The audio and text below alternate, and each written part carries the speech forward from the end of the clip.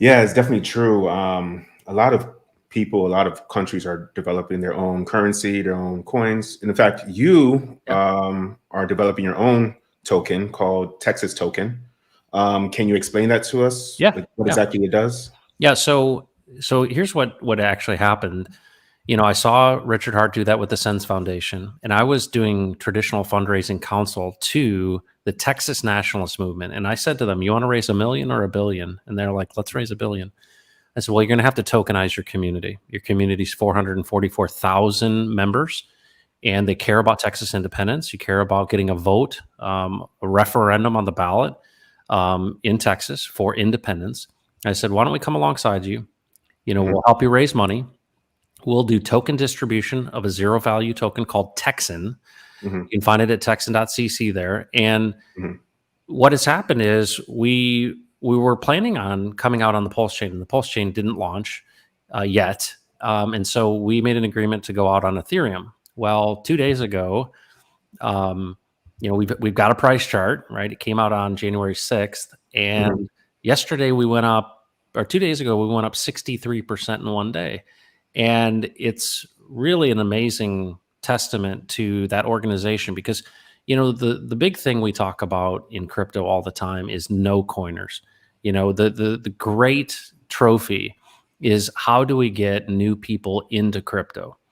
And in my opinion, it's through the tokenization of communities of trust. And this isn't my original idea. This is, Raoul Pal, who talks about macro. He's a former Goldman Sachs guy. He talks about this social tokens and tokenizing communities, because the hardest thing to do is to build trust.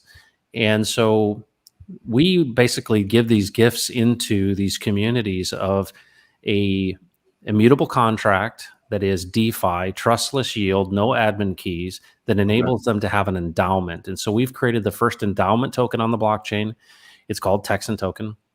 And the principle of an endowment is that you would lock up your principal for interest or yield that you can scrape without penalty at any time. So that creates essentially the cash flow that you need, because an endowment in a nonprofit scenario is where you lock up your investment dollars to create investment income. And so we've mimicked that financial product on the blockchain, and we're using it to tokenize communities. The first one being the Texas nationalist movement and Texas independence at texan.cc, and that has caught on amazingly.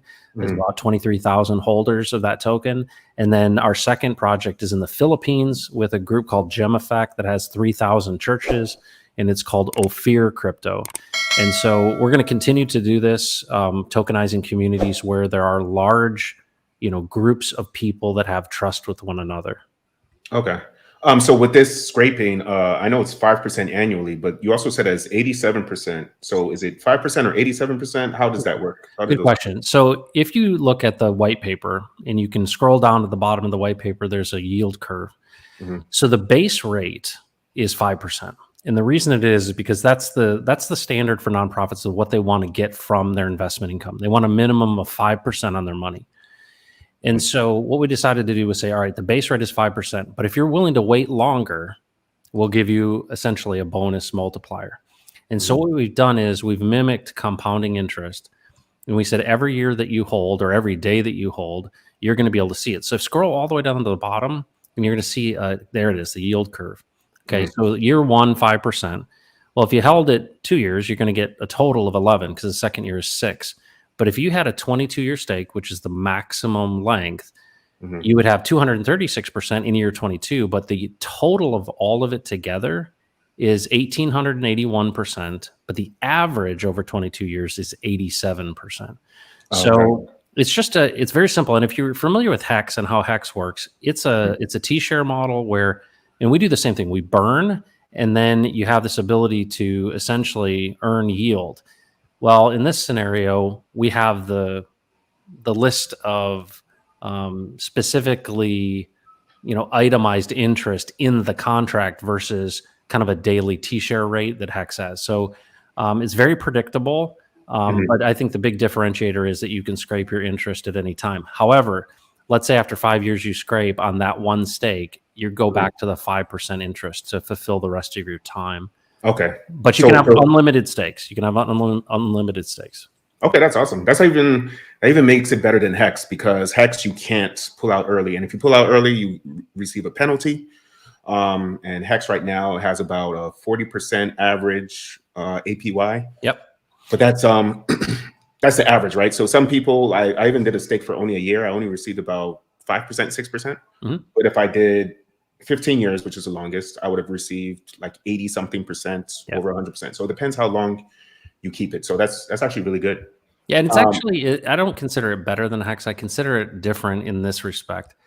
You know, Hex has got these components where the bigger that you go, the better it is for you. And that, you know, longer pays better for us, but longer and bigger pays better in Hex. So it's more sophisticated. We wanted to keep things simpler.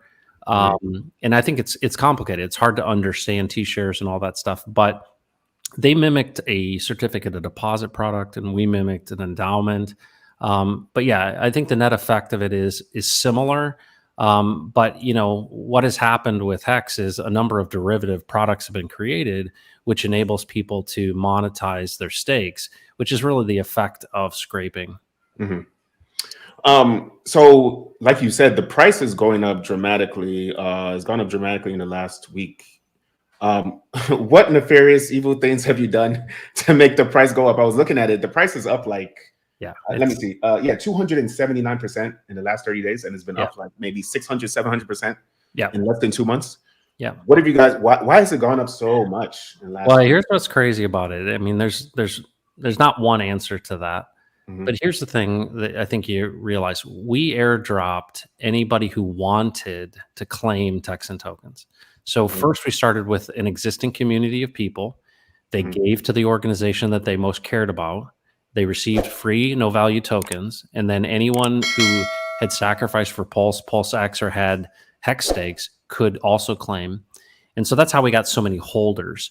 Well, of course, everybody, you know, there's a period once you launch, they'll dump on you.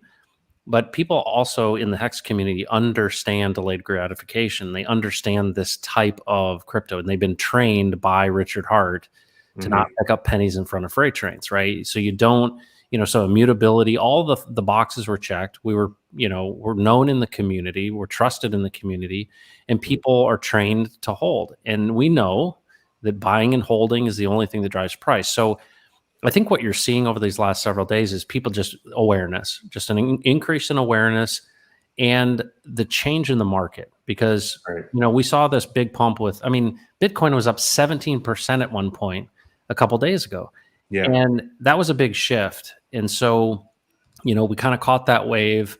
And, you know, it's one of those things where, you know, when somebody finds something and they've seen this kind of thing before, they kind of sniff it out and go, all right, does it meet all the criteria? The other thing about it, I think, that is also contributing to this is the message that we have, Brandon and I, as co-founders of the Texan Token, we're speaking to a more mature audience, and it's not a degen message. It's a message of being considerate of other people. It's about serving other people. It's about utilizing this to unlock value. And that message just doesn't resonate with 𝘰𝘰𝘯𝘕 folks. And so, but guess who has the money? It's not the 𝘰𝘰𝘯𝘕 folks who have the money. It's the people that are mature that have the money. And so I believe that the real long-term success of Texan is related to the organization itself and its membership. And so our real challenge, you know, it's an immutable contract. We can't change it. It's really education of what DeFi can do for a community like the Texas Nationalist Movement or in the Philippines for Ophir. Okay.